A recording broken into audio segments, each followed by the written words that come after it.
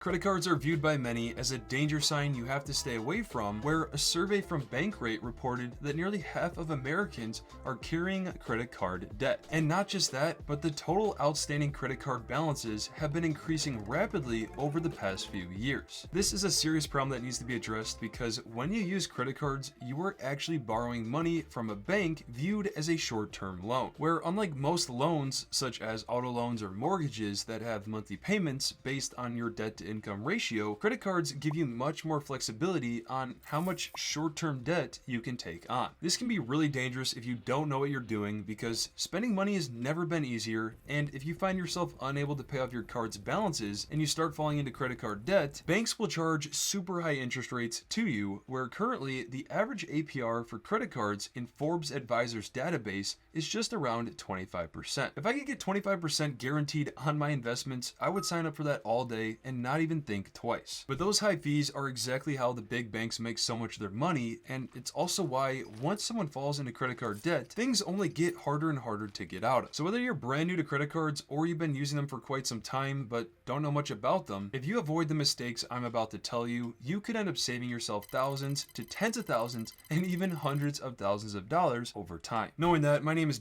Sully, and all I ask is if you do find value in this content, that you consider hitting the like and subscribe button for future content like this. With that said, the first mistake we need to discuss is spending more than you can afford. This of course sounds simple to say, but the truth is, because of how credit cards are structured, it's super easy to just buy things with your card, and then before you know it, the purchases stack up, and you may very well not have enough to pay off the entire balance. Now, what's crucial to first understand though is how a typical credit card cycle works, where from the time the billing cycle starts, you typically have 28 to 31 days where the purchases you make are tracked. Let's say you make a few purchases and then they are combined into a total balance. Let's say it ends up being $1,000 that's computed on the last day. That day is called the statement closing date. Because of that, the end balance you have, that $1,000, is also known as your statement balance, and from there you then have what's called a grace period that is typically 21 to 25 days